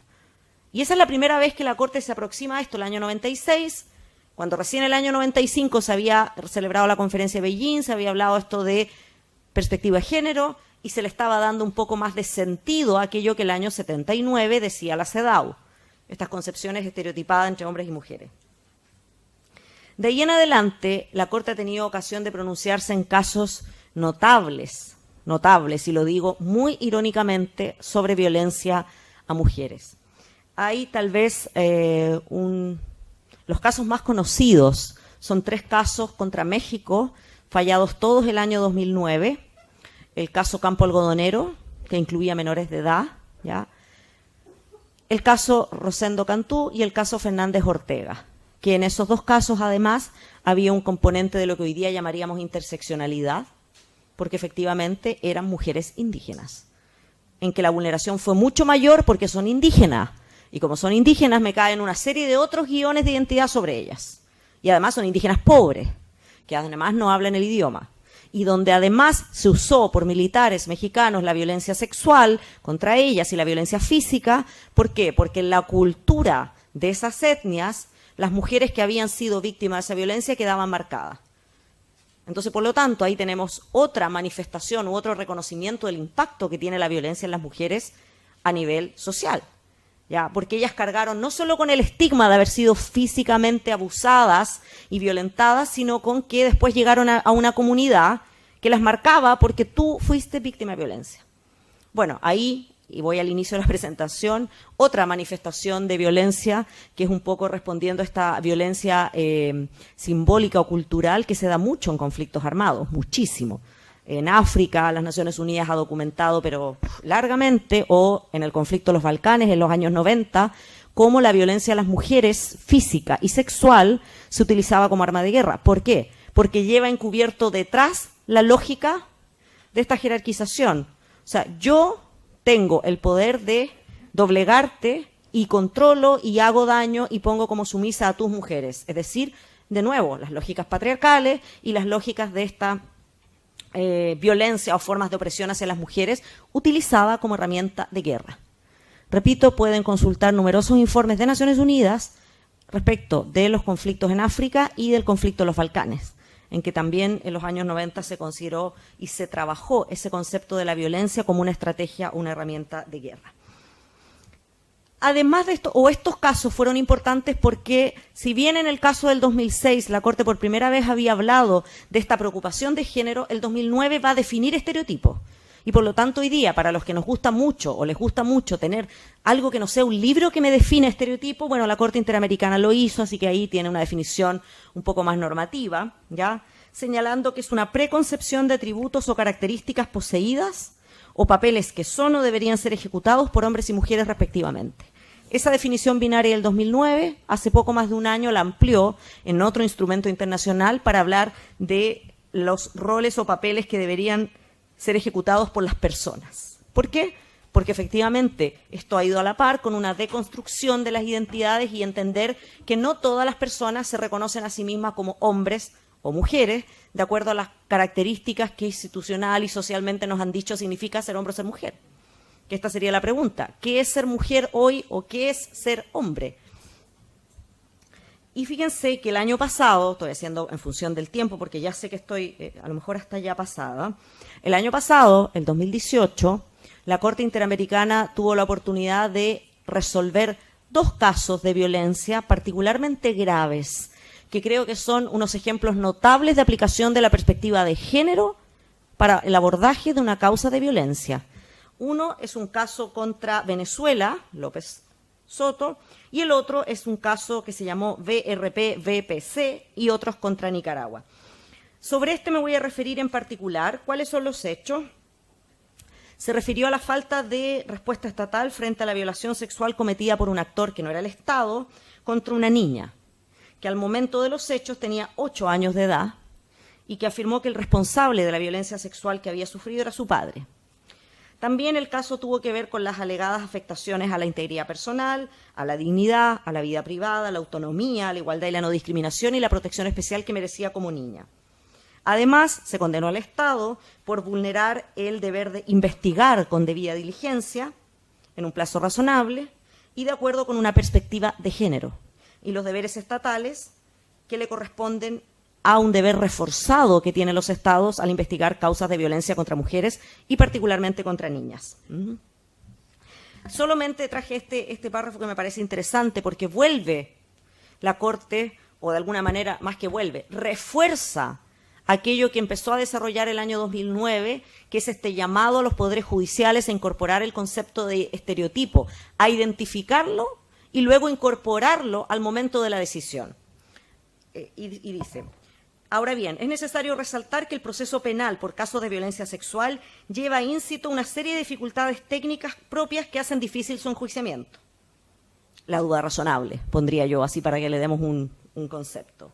Es común que existan escasas pruebas sobre lo sucedido, que el acusado afirme su inocencia y que la discusión se circunscriba a la palabra de una persona contra otra. A ello se suman los prejuicios e ideas preconcebidas y estereotipadas que son propias del sistema patriarcal, que existen en el imaginario social en torno a la violencia sexual. Los jurados o los jueces son susceptibles de trasladar al procedimiento tales prejuicios o ideas estereotipadas y quedar influidos por ellas al momento de valorar la credibilidad de las víctimas y la culpabilidad del acusado, condicionando de modo especial a quienes no tienen, o condicionando de modo especial en el caso de quienes no tienen capacitación especial en este tipo de delitos y de género. En este caso, que el Estado resultó condenado, entre otras múltiples reparaciones, estoy hablando de hace menos de un año que tiene esta sentencia, se condenó al Estado de Nicaragua a capacitar al Poder Judicial en cómo implementar la perspectiva de género en el Poder Judicial y específicamente que incluyera en esa capacitación formación para reconocer, identificar estereotipos, reconocerlo e incorporarlo en los distintos momentos de la valoración de la prueba, el juzgamiento. De manera que esto, evidentemente, es algo que tiene ya hoy día una recogida en aquellos estándares internacionales que nosotros debemos mirar como parte del sistema interamericano.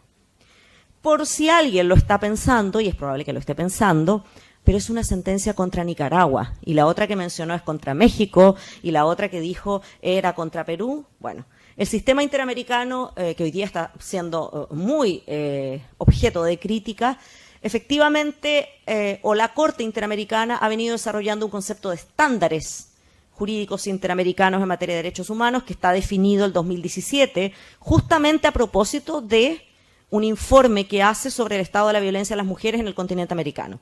Y ahí señala que el estándar o los estándares interamericanos están compuestos no solo por las normas del sistema, sino por la interpretación que la Corte le pueda dar, que le pueda dar los órganos del sistema.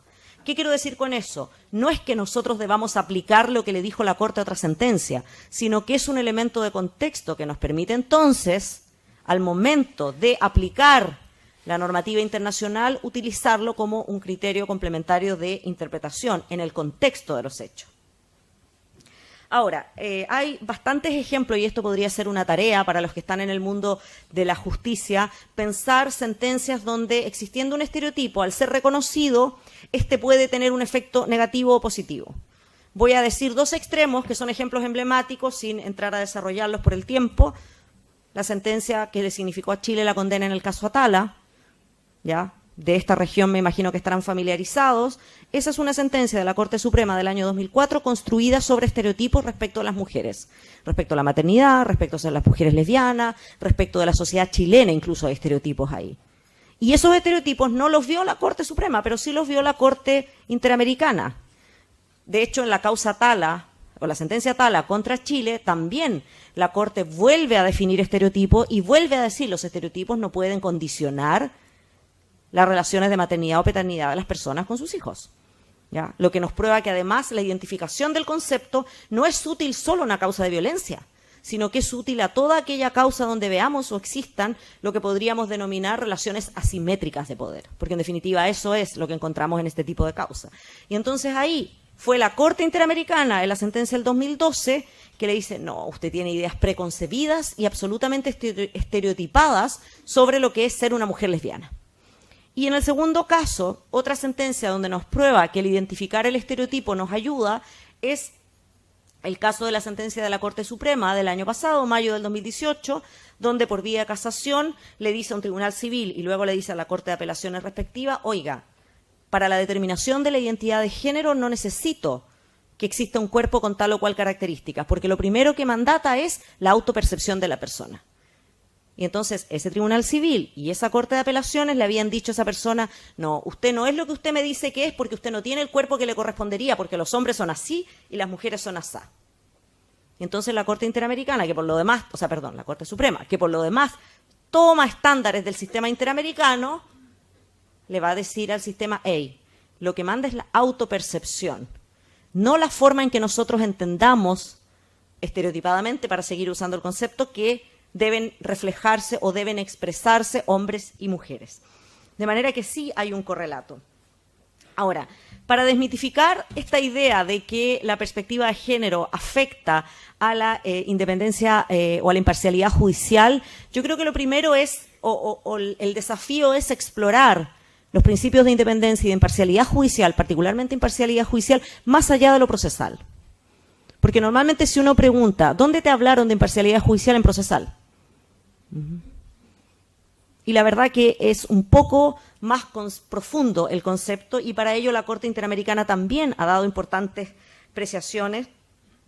Por ejemplo, señalando que en un caso que tenía que ver con otras materias, pero que efectivamente estaba cuestionado este principio, la imparcialidad para que se cumpla, que está reconocida en el artículo 8.1 de la Convención Americana, exige que el juez, o jueza agrego yo, que interviene en una contienda particular se aproxime a los hechos de la causa careciendo de manera subjetiva de todo prejuicio y asimismo ofreciendo garantías suficientes de índole objetiva que permitan desterrar toda duda en el justiciable o en la comunidad respecto de la ausencia de esas ideas estereotipadas. La Corte Europea de Derechos Humanos también se ha hecho cargo de esto y de hecho ellos avanzaron bastante más en una sentencia que es del 2014, me parece, donde hacen como una especie de separación al hacer la construcción entre lo que es las características personales de la imparcialidad de lo que tiene que ver con las características funcionales. Y lo funcional tiene que ver con todo aquello de carácter procesal, que además va muy de la mano de la independencia judicial, como las características que deben darse para que la persona que va a juzgar tenga, cierto, las garantías suficientes, porque hay que recordar que la independencia y la imparcialidad se levantan tanto como garantías para la persona administrada como para quien va a ejercer justicia. Y entonces habla el Tribunal Europeo de Derechos Humanos de que la imparcialidad judicial tiene una dimensión de carácter personal vinculada con las circunstancias de quien va a juzgar, con la formación de su convicción personal en su fuero interno, que no debe llegar al caso concreto. No debe traspasar, o sea, es decir, yo puedo tener guiones de identidad, construcciones predeterminadas, pero no pueden llegar al caso. Y lo primero que tengo que hacer para poder cumplir con la imparcialidad es ser capaz de reconocer que tengo un guión de identidad o que tengo una preconcepción sobre determinadas personas, es decir, reconocer que hay estereotipos y que eventualmente hay algunos con los cuales yo me siento identificada o identificado y que efectualmente o factualmente debo dejar fuera de la decisión judicial. Entiendo que estoy súper mal en el tiempo. Qué horroroso. Pero bueno, pido las excusas. Cuando me inviten así en un par de años más, me descuentan los minutos. ¿Puede ser? Eso así como para compensar. Voy a tratar de resumir aquello que quería compartir al final. Y entonces, con toda esta explicación que es indispensable, llegamos a esta idea de cómo entender la perspectiva de género. Este concepto parece muy nuevo, ¿eh? Yo trato de decir la verdad que es sumamente antiguo. O sea, la leyenda, la mitología de Antígona, cuando se levanta contra las leyes de Creonte, que son leyes masculinas, que no le permitieron enterrar a su varón, dice algo así la mitología. Bueno, ella se levanta en la mitología griega contra leyes creadas por hombres y para hombres. Ahí ya hay un reclamo de justicia que no tiene sentido de género, en lo que ella plantea en esa leyenda o en esa mitología, en ese mito. Desde un punto de vista conceptual, podríamos decir que la perspectiva de género es una categoría analítica, una categoría social, que tiene, creo yo, un doble sentido. Por un lado, me permite ver aquello que de otra manera no voy a ver, ¿ya? Por eso se utiliza tanto esta frase, los lentes de género, o incluso más, los lentes de aumento de género. ¿Por qué? La perspectiva de género como categoría analítica me muestra algo que si no lo veo con los lentes de género, que son esas inequidades y esas asimetrías en las relaciones de poder, no voy a entender, perdón, no voy a ver. Y luego, además de ser una categoría que podríamos definir entonces como descriptiva, es una categoría analítica, porque me permite interpretar, determinar el sentido y alcance de esa realidad que sin los lentes de género no veo, para poder explicar por qué hay una asimetría de poder. Y cuando logro tener eso, entonces puedo hacer un ejercicio de transformación.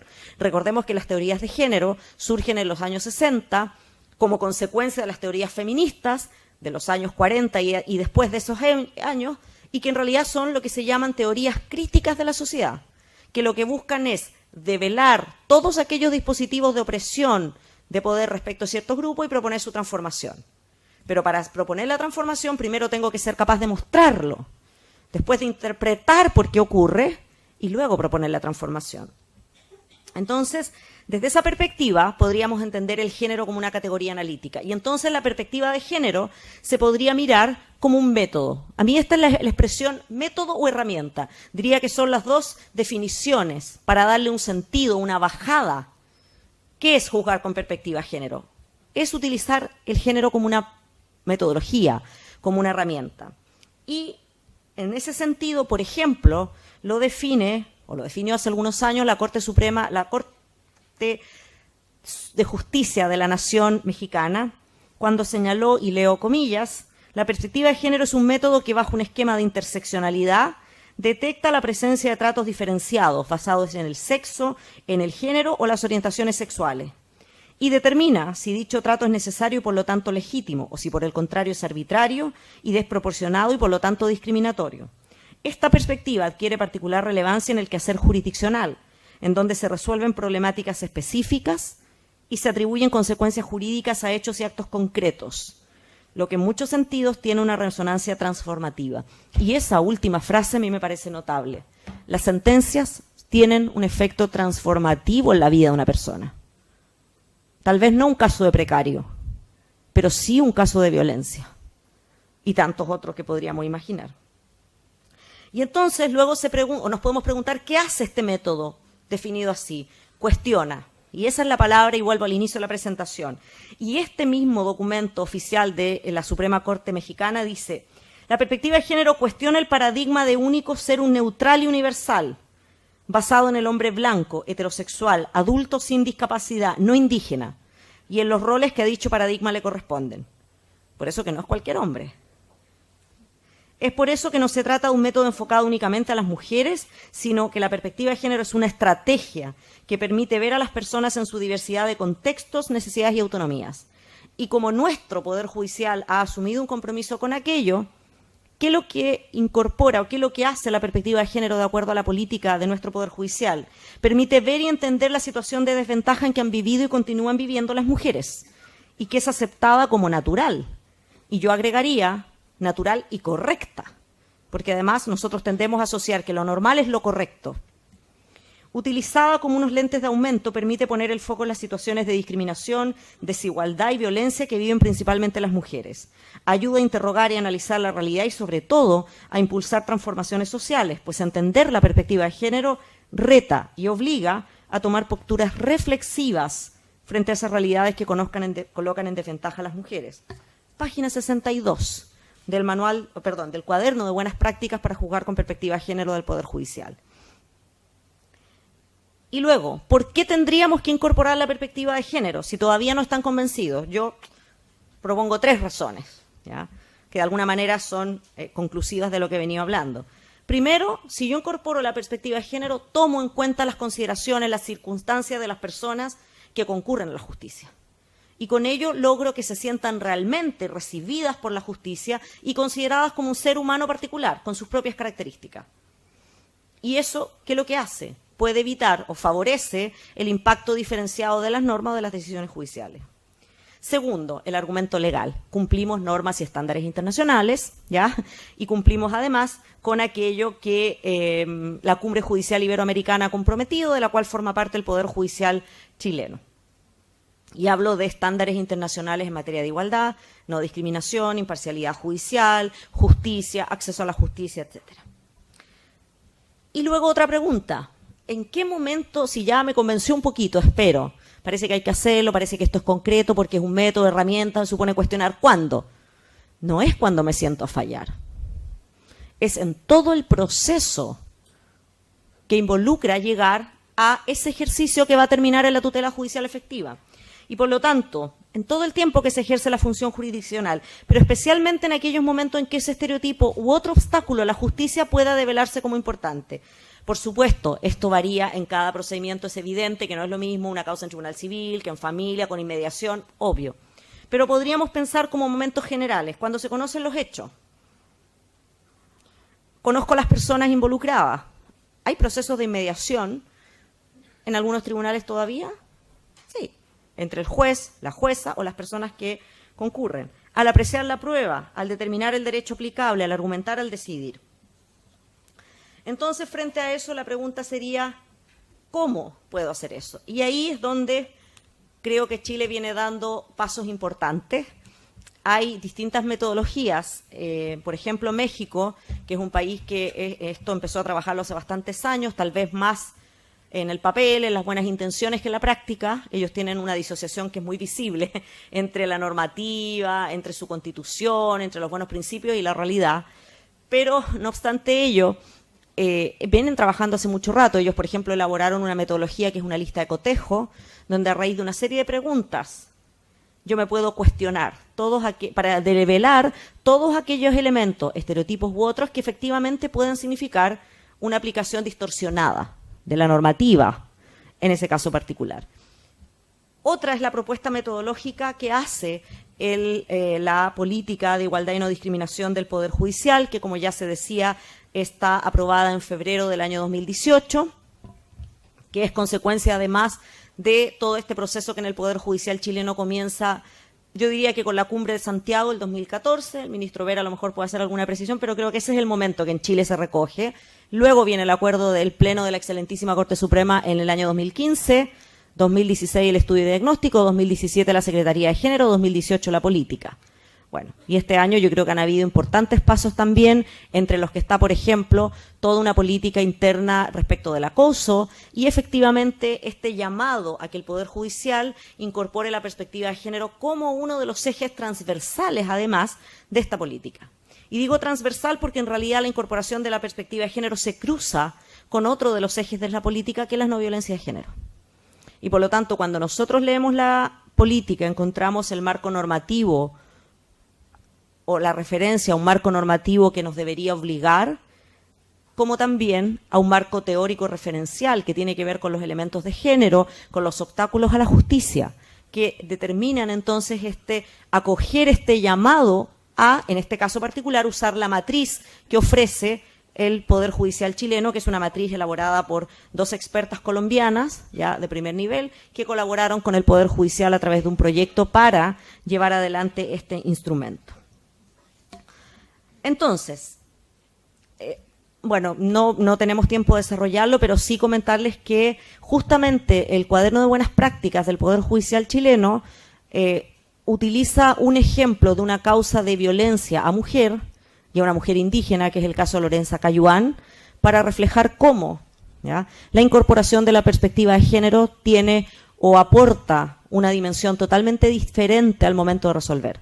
En aquel caso, ustedes saben, por un recurso de amparo, se recurre ante la Corte de Apelaciones de Concepción, una mujer perteneciente a la etnia mapuche que estaba privada de libertad porque había cometido un ilícito y ella estaba embarazada, el caso es mediáticamente conocido, ¿cierto?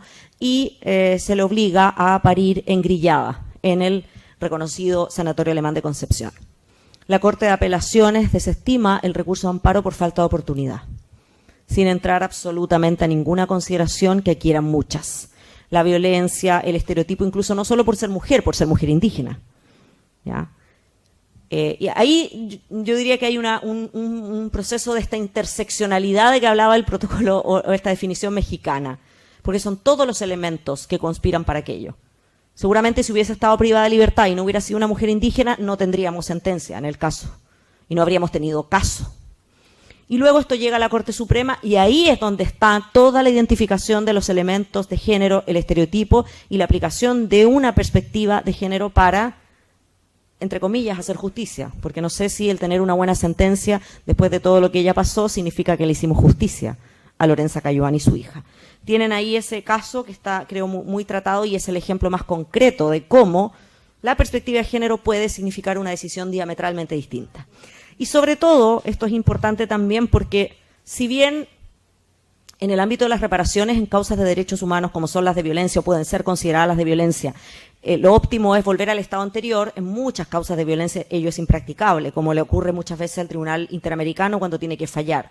Pero las sentencias desde la perspectiva de la reparación pueden ser per se una forma de reparación. Por lo tanto, una sentencia que incorpore los elementos de género, además de hacer justicia material, y debería, creo yo, o la hace también justicia formal, puede constituirse por sí misma en una forma de reparar una vulneración de derecho.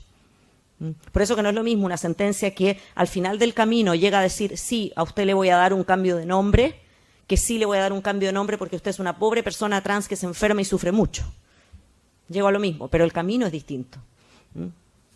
Voy a cerrar solamente con estas 2 ideas que les decía, me parece son reflexiones de cierre. Y lo primero son lo que mi trayectoria, mis estudios, como quieran llamarlo ustedes, me da lo mismo, pero desde lo que he venido acercándome a este tema, que un poco es desde formar en derecho, formar colegas en programas de magíster, trabajar con los jueces, es decir, tratar de tener la mirada de todos los lados, ¿ya? Y no porque haya tantos magistrados acá, pero yo cuando volví solía ser muy crítica, la sentencia, ¿no? Y el clásico visto se confirma y uno lo critica. Entonces, bueno, reflexionando luego, y esto pensando que hay muchos estudiantes acá, normalmente o muchas veces detrás de una sentencia que podríamos decir es deficiente jurídicamente, es probable que haya una demanda muy deficiente jurídicamente. Y detrás de una demanda muy deficiente, que no argumentó, que no incorporó la perspectiva, hay la formación eventualmente de una persona. Entonces estamos todos llamados a esto. ¿Y por qué lo digo? Porque alguna vez alguien me decía, ya, pero esto es para los jueces, o sea, esto es para todos los que cumplimos un rol en el sistema de administración de justicia. Todos estamos llamados a mirar esto de forma distinta. Eso de alguna manera sería el llamado. Y entonces esta primera idea de cuáles creo que serían, lo digo desde mi experiencia, a quienes le pueda servir quedarse con esta reflexión, los presupuestos para poder incorporar una perspectiva de género. ¿Qué necesitamos? Yo creo que lo primero es asumir la perspectiva de género como una competencia que debe desarrollar un juez, una jueza, un abogado, un profesor, un estudiante de derecho. Y el enfoque por competencia significa saber hacer y ser. Y esto entonces implica conocimientos, habilidades y actitudes. El segundo presupuesto que me parece a mí es dotarse de un marco teórico, conceptual, que tenga enfoque interdisciplinario, normativo, internacional y nacional. Es decir, saber de igualdad y no discriminación, de acceso a la justicia, de imparcialidad y comprensión y estudio de la teoría de género y sus diversos enfoques. No sacamos nada con aprendernos la CEDAW de memoria, la Convención de Belém do Pará de memoria y todo lo que dijo el comité tanto, si sigo sin entender por qué pasan tales y cuales cosas en estas relaciones asimétricas de poder. Y lo tercero, diría yo, implementar buenas prácticas. Y las buenas prácticas pasan por el uso del lenguaje, y no hablo de aquella lógica del lenguaje inclusivo, sino que hablo de un lenguaje que no transmita ni reproduzca estereotipos o expectativas de comportamiento de las personas, cuestiones actitudinales y, por supuesto, eliminar estereotipos o tratar de primero identificarlos y eventualmente eliminarlos en las propias relaciones que se dan socialmente hoy día. Y la segunda idea de cierre tiene que ver con hacer un poco este llamado a erradicar lo que yo llamo las lógicas de la normalidad, ¿ya? Y las lógicas de la normalidad suponen que miremos al derecho como algo que necesita nutrirse de otras disciplinas, ¿ya? Porque normalmente pensamos, no, el derecho lo resuelve todo. Sabemos que en Chile hay muchas discusiones que, no, pero es que esto el derecho no lo normó, entonces el derecho no dice nada, no podemos hacer nada. No, yo creo que esos tipos de paradigmas hay que cuestionarlos, y cuestionarlo sobre todo desde la insuficiencia del derecho para acercarse a la realidad. Y aquí yo voy a terminar con las palabras de una querida amiga y académica mexicana que trabaja en el Centro de Género de la UNAM, que trabaja a su vez muy vinculado al Poder Judicial. Ella hace en un libro que se llama Género, Narrativa y Derecho, que es un libro muy bonito de leer, porque creo que esa es la palabra. Y señala a propósito de lo que estamos hablando. Se hace indispensable para el estudio del derecho que todo estudioso de esta inexacta ciencia humana deba tener la humildad y la actitud necesaria para abrir el espíritu y entender que no hay área del conocimiento humano que pueda ser estudiada únicamente desde sí mismo. Y que nunca, más que ahora, el derecho requiere desesperadamente de sus hermanas, las disciplinas sociales, pero también las científicas, para comprenderse, estudiarse, analizarse, cuestionarse y proponer reflexiones y propuestas creativas en el espacio de lo jurídico, a partir de una verdadera conciencia ética y de la búsqueda de un paradigma en que el derecho no sea una suma de reglas y leyes que someten la libertad del ser humano, sino que sean siempre principios, leyes, reglas vivas, acordes a la realidad, coherentes con la evolución de la realidad, y sobre todo basadas en sólidos principios éticos de libertad, igualdad, laicidad y legalidad. Esta frase de la profesora Lucía de la Madrid creo que sintetiza muy bien este sentido de incorporar la perspectiva de género no solo en la labor del Poder Judicial, sino en la forma en que enseñamos el derecho, en que nos relacionamos con el derecho. Y eso sería de alguna manera mi idea de cierre, invitarles a problematizar esto, invitar a cuestionar qué es lo que vemos como normal y esta autosuficiencia que le atribuimos normalmente al derecho frente a la realidad. Como dice una reconocida sexóloga y académica, Sher Ite, las instituciones las crean las personas, no es al revés. Muchas gracias.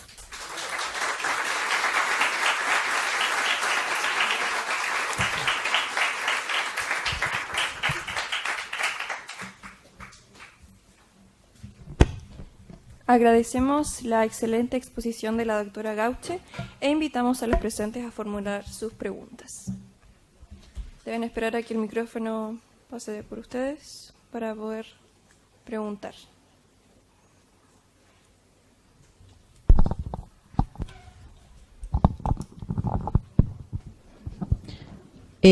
Doctora, muy buenas tardes. Soy Silvia Baillán, soy periodista y me interesaría desde su perspectiva ver la aplicabilidad, en definitiva, de esto en los tribunales. Nosotros tenemos causas recientes de BIF, de hecho una última durante el fin de semana que fue bastante conocida debido a sus involucrados. Me gustaría saber cuáles son estas aplicaciones de justicia que serían en ese tipo de causas y también preguntarle su mirada respecto de la causa internacional del caso Manada. ¿Cómo ocurrió esta situación y desde su conocimiento de la justicia internacional, en definitiva, si se puede esperar otro tipo de sanción? Porque este caso sin duda también es un caso digno de libro de lo que ha ocurrido con este caso a nivel internacional, no solo en la judicatura española. Yo creo que hay tres cosas en lo que usted plantea, creo entenderlo de esa manera. Lo primero, respecto a un caso concreto, no me voy a pronunciar, creo que no corresponde, y ahí hago un link entre la actuación de la justicia y la actuación de la prensa o los medios o las redes sociales, para hacerlo muy genéricamente, en relación a los casos de violencia, ¿ya? Justamente es tan fuerte de otra manera, los estereotipos están tan impresos a fuego en nuestras construcciones sociales que eso tiene muchos correlatos. Y tiene el correlato cuando la gente va en la micro y comenta una causa de género o de violación, lo tienen los periodistas cuando ponen determinados títulos, lo tienen una sentencia que eventualmente no sepa reconocer el contexto. Hace un tiempo atrás en Argentina hubo un caso muy conocido en que efectivamente una mujer terminó prácticamente muerta, luego obviamente sobrevivió, y el caso era muy conocido porque todos sabían el contexto, digamos, la hija y tal, que era el marido el que la agredía físicamente por años. Y ella lo negó y dijo que se había caído a la escalera. Y como dijo que se había caído a la escalera, en un ejercicio de valoración de la confesión como la reina máxima de las pruebas, ya el marido fue absuelto. Y entonces eso se recurrió, no sé cuál es la figura para no caer en imprecisión del derecho argentino, pero se recurre y el Tribunal Superior, que debe conocer, incorpora un enfoque de género. Y entonces señala que efectivamente hay que incorporar el contexto de violencia que fue determinado por distintos actores que intervinieron al momento de hacer las declaraciones, al momento de hablar con la policía, para efectivamente determinar que esa confesión o el valor de esa confesión no podía mirarse desde un punto de vista aislado. Y entonces esto significó un cambio en la decisión judicial y significó además un nuevo tratamiento mediático del caso. Se lo pongo como un ejemplo concreto de cómo debería o podría hacerse el abordaje. Por cierto, la Corte Interamericana siempre hace el llamado de que esto es como el control de convencionalidad, debe ser en el marco de las competencias de un tribunal. Si esto es, tal vez uno no lo dice porque es demasiado evidente, pero es en el marco de las competencias de efectivamente un tribunal.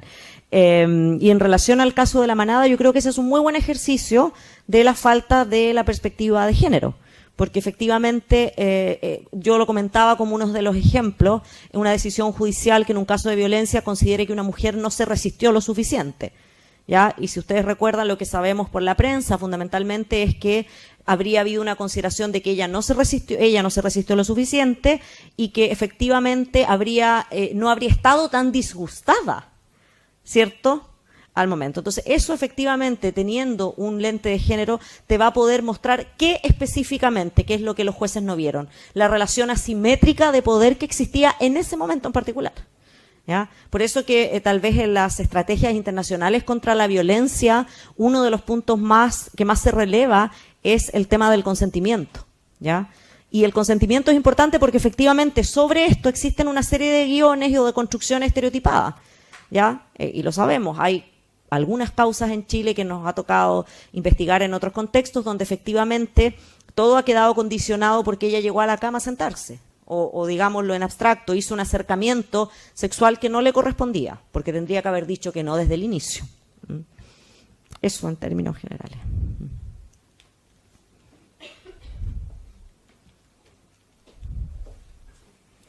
En honor al tiempo vamos a dar espacio para una pregunta más. Al tiempo que yo misma transgredí, así que pido las disculpas. Bueno, si no hay más preguntas, agradecemos la pregunta. Y a modo de agradecimiento, la Facultad de Ciencias Jurídicas y Empresariales de la Universidad de la Frontera, representada por la directora de la Escuela de Derecho, doctora Pamela Mendoza Alonso, entregará un presente a la doctora Gauche.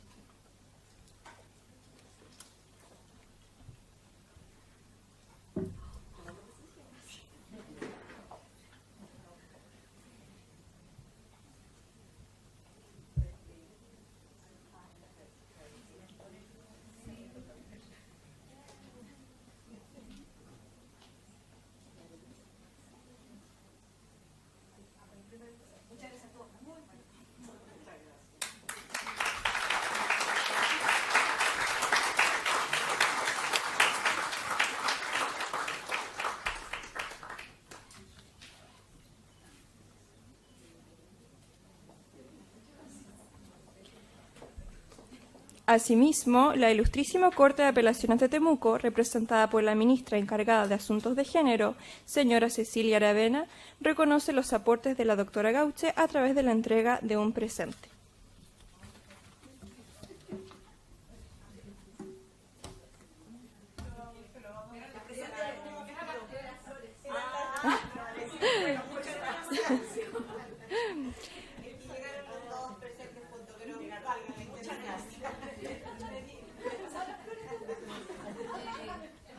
Con el propósito de registrar esta jornada, invitamos a las autoridades, jueces y representantes de los académicos y alumnos a que pasen adelante para tomar una fotografía grupal, hito con el que clausuraremos el seminario.